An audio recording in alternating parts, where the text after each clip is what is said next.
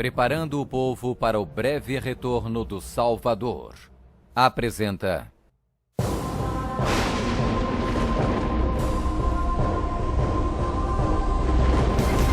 Quem é a besta citada no livro do Apocalipse?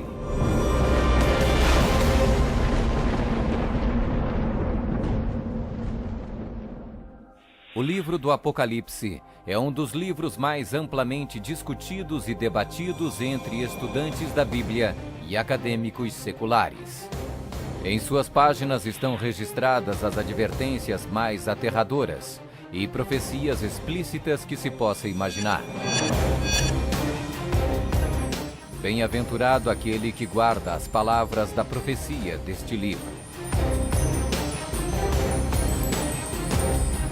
Um dos símbolos mais cativantes, mas muitas vezes mal interpretado das escrituras apocalípticas do Apocalipse, está no capítulo 13, onde fala sobre a besta do mar, que muitas vezes é referida simplesmente como a besta. Durante séculos, muitas pessoas têm incessantemente especulado qual a identidade da besta. A Bíblia, no entanto, é o seu próprio intérprete. Ao comparar Escritura com Escritura e permitindo que a Bíblia se interprete a si mesma, a identidade da besta torna-se indiscutivelmente clara. Observação: nas profecias bíblicas, a besta simplesmente representa um reino. A besta do mar está inexoravelmente ligada a dois outros símbolos usados na Bíblia, todos representando o mesmo poder e o mesmo reino. Apocalipse 17. A prostituta montada numa besta de 7 cabeças. Daniel 7. O chifre pequeno.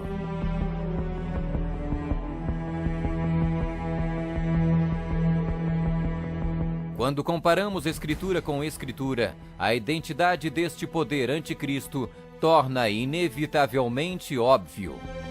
15. Características que identificam o poder da besta.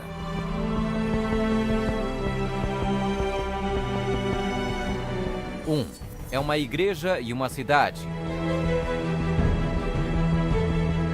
E a mulher, prostituta, que viste é a grande cidade que reina sobre os reis da terra. Apocalipse 17, 18. Observação: na profecia, a mulher é igual à igreja, a prostituta, mulher, portanto, igual uma apóstata, igreja infiel. 2. Está sentada sobre 7 montes.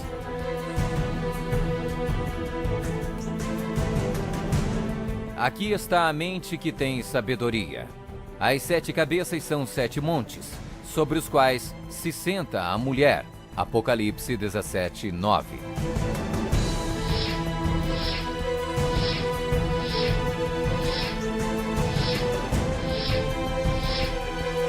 Está vestida de púrpura e escarlate, e é adornada de ouro e pedras preciosas.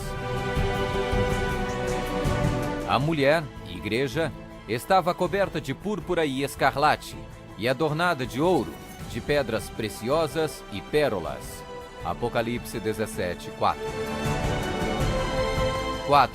Exerce poder sobre todos os habitantes da terra. Também foi-lhe dada autoridade sobre toda a tribo, povo, língua e nação. 5. Surgiu de uma área densamente povoada, com uma diversidade cultural. Também disse-me: as águas que viste, onde a prostituta se senta, são povos, multidões, nações e línguas.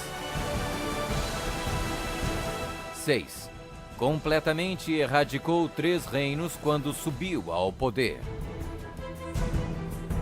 Atentando nesses chifres, reparei que nascia de entre eles um outro mais pequeno, e que na sequência disso, 3 outros foram arrancados, com a raiz e tudo, para lhe deixar espaço. Observação: na profecia, o chifre igual um rei, reino. 7. Faz guerra com os santos. Vi a mulher embriagada com o sangue dos santos e com o sangue dos mártires de Jesus.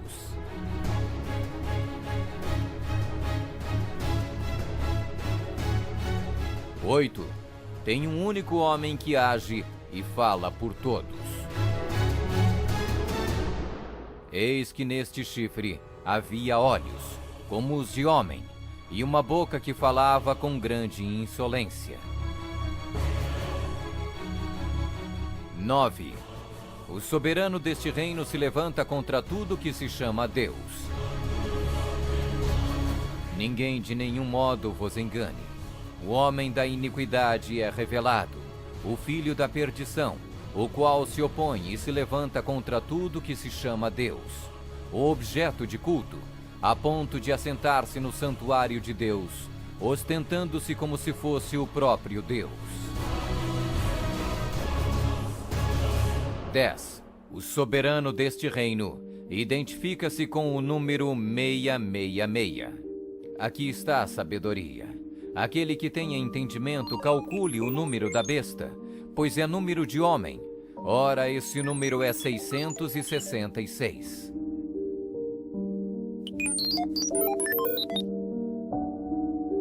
11. Fala arrogâncias e blasfêmias. Foi-lhe dada uma boca que proferia arrogâncias e blasfêmias. 12. Tentou mudar o calendário e a lei de Deus. E cuidará em mudar os tempos e a lei.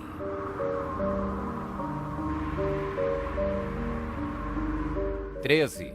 Governou por 1260 anos. E foi-lhe dada a autoridade para agir 42 meses.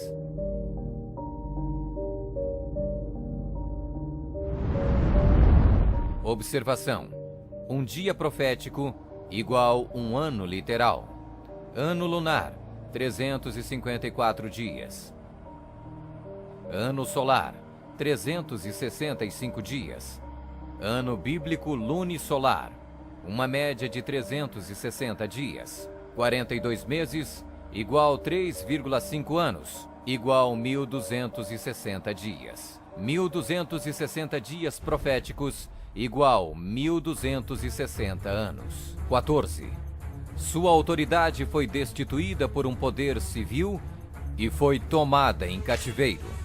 Se alguém leva para cativeiro vai.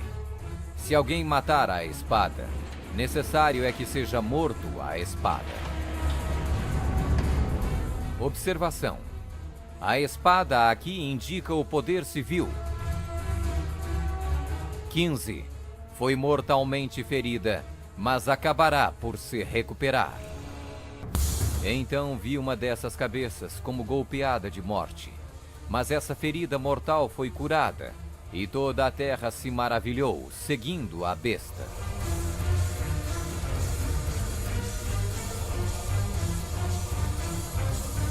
É uma igreja e uma cidade. Está sentada sobre 7 montes. Está vestida de púrpura e escarlate, e adornada de ouro e pedras preciosas. Exerce poder sobre todos os habitantes da terra. Surgiu de uma área densamente povoada, com uma diversidade cultural. Completamente erradicou 3 reinos quando subiu ao poder. Faz guerra com os santos. Tem um único homem que age e fala por todos. O soberano deste reino se levanta contra tudo que se chama Deus. O soberano deste reino identifica-se com o número 666. Fala arrogâncias e blasfêmias. Tentou mudar o calendário e a lei de Deus. Governou por 1260 anos.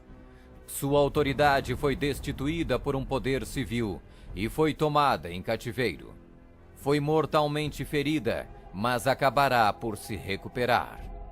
Somente um poder na história corresponde com todos estes detalhes da descrição profética. A Igreja Católica Romana. Vamos conferir.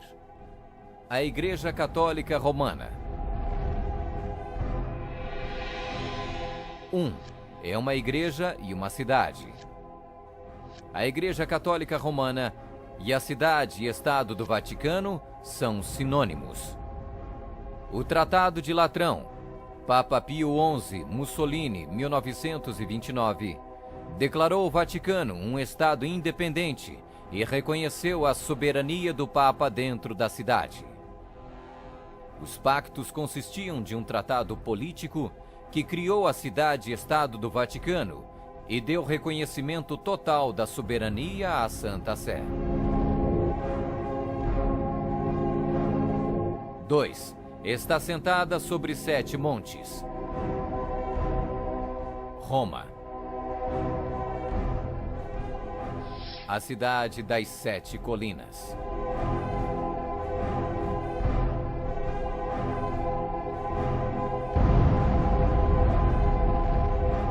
Palatino, o Capitólio, o Aventino, Célio, Esquilino, o Viminale, Quirinale. O local histórico de Roma, nas famosas 7 colinas, foi ocupado durante a Idade do Bronze.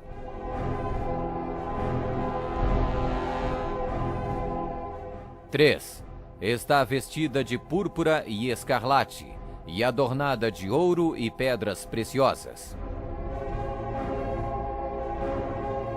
A cor para os bispos e outros prelados é púrpura, para os cardeais é escarlate. A cruz peitoral deve ser feita de ouro e decorada com pedras preciosas. Observação: havia 4 cores determinadas por Deus para serem usadas pelos sumos sacerdotes: ouro, azul, púrpura e carmesim. Disse o Senhor a Moisés: fala aos filhos de Israel e diz-lhes que nos cantos das suas vestes façam borlas pelas suas gerações, e as borlas em cada canto presas por um cordão azul. E as borlas vos serão, para vendo-as, vos lembreis de todos os mandamentos do Senhor, e os cumprais. E não seguirei os desejos do vosso coração, nem os dos vossos olhos, após os quais andais adulterando, para que vos lembreis de todos os meus mandamentos e os cumprais, e santos sereis a vosso Deus. 4. Exerce autoridade sobre todos os habitantes da terra. Nós definimos que a Santa Sé Apostólica e o Pontífice Romano têm a supremacia sobre todo o mundo, sobre o qual não existe autoridade superior. O Papa Gregório se declara como direto herdeiro da comissão ilimitada sobre todas as almas. 5. Surgiu de uma área densamente povoada com uma diversidade cultural. A Igreja-Estado Católica Romana surgiu do meio de 10 tribos, monarquias originais da Europa.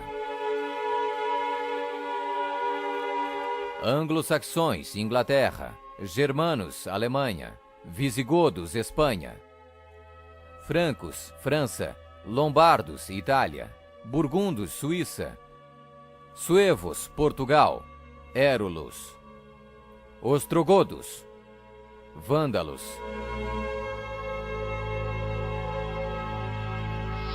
6. Completamente erradicou 3 reinos quando subiu ao poder. A história registra que o Papado de Roma eliminou 3 das 10 originais tribos da Europa: os vândalos, 454 d.C., os érulos, 493 d.C., os ostrogodos, 538 d.C. O imperador católico Zeno preparou um tratado com os ostrogodos em 487, o qual resultou na erradicação do reino ariano dos érulos em 493. E o imperador católico Justiniano exterminou os vândalos arianos em 534 e, significativamente, quebrou o poder dos arianos ostrogodos em 538. Assim foram os 3 chifres de Daniel, os Érulos, os Vândalos e os ostrogodos, arrancados pela raiz. Hoje não existe uma única linhagem que pode ser rastreada até um destes 3 reinos. Eles foram literalmente erradicados, arrancados pela raiz. 7. Faz guerra com os santos.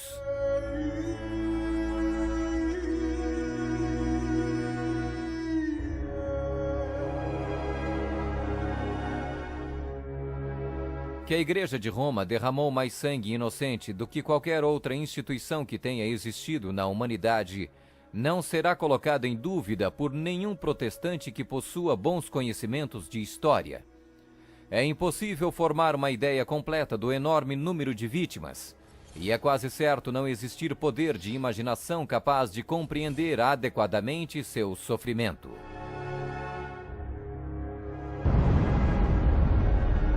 8. Tem um único homem que age e fala por todos. O Papa é o único porta-voz de toda a Igreja Romana. 9. O soberano deste reino se levanta contra tudo que se chama Deus. Nós detemos nesta terra o lugar de Deus Todo-Poderoso.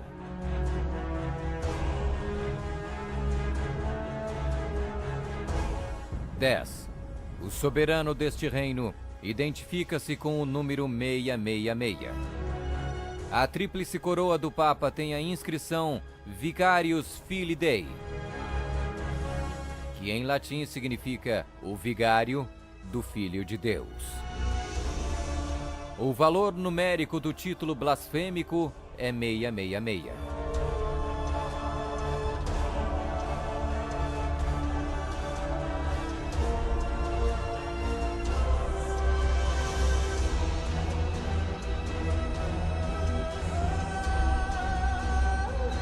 11.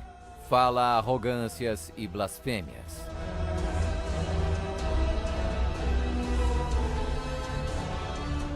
A Sagrada Escritura define blasfêmia como 1. Afirmam ser Deus na terra. O Papa não é apenas o representante de Jesus Cristo, mas ele é Jesus Cristo, ele mesmo oculto sob o véu da carne. 2. Afirma o poder de perdoar pecados. Esta autoridade judicial irá até mesmo incluir o poder de perdoar pecados. 3. Perseguir o povo do Altíssimo em nome do Altíssimo. Devemos classificar a Inquisição como uma das manchas mais negras dos registros da humanidade. Alguns historiadores estimam que mais de 100 milhões de pessoas foram mortas pela Igreja Romana durante a Inquisição. Sob um véu de cristianismo, a besta perseguiu e matou os verdadeiros seguidores de Deus e outros que não conformaram com suas regras. 12. Tentou mudar o calendário e a lei de Deus. O Papa é de tão grande autoridade e poder que pode modificar, explicar ou interpretar mesmo as leis divinas. O domingo é uma instituição católica e sua pretensão de observância pode ser defendida somente em princípios católicos. Do início ao fim das Escrituras, não há uma única passagem que justifique a transferência do culto público semanal do último dia da semana para o primeiro. A Igreja Católica declara naturalmente ter sido a mudança do sábado para o domingo um ato seu, e o ato é um sinal de sua autoridade eclesiástica. Observação: esta mudança não foi simplesmente uma troca de dias de culto, foi uma mudança de calendários. No século IV, Roma adotou um falso calendário pagão e proibiu o calendário lunisolar bíblico. O papado também removeu o segundo mandamento, que proíbe a adoração de ídolos. A fim de manter 10 mandamentos, eles dividiram o 10º mandamento em 2 partes. 13. Governou por 1260 anos. 538 d.C. O papado, trabalhando em conjunto com o governo civil, acabou com o poder dos ostrogodos, deixando sua reivindicação de supremacia eclesiástica incontestada. A Igreja Romana poderia e pode exercer sua plena autoridade. 1798 d.C. Em 1798, o general Berthier da França fez a sua entrada em Roma, aboliu o governo papal e estabeleceu um secular. O papado governou durante exatamente 1260 anos, a partir de 538 até 1798. 14. Sua autoridade foi destituída por um poder civil e foi tomada em cativeiro. A suprema humilhação da Igreja veio quando Pio VI foi expulso de Roma pelos exércitos franceses em 1798 e no ano seguinte foi levado cativo por eles e arrastado de volta para a França, onde morreu. 15. Foi mortalmente ferida, mas acabará por se recuperar.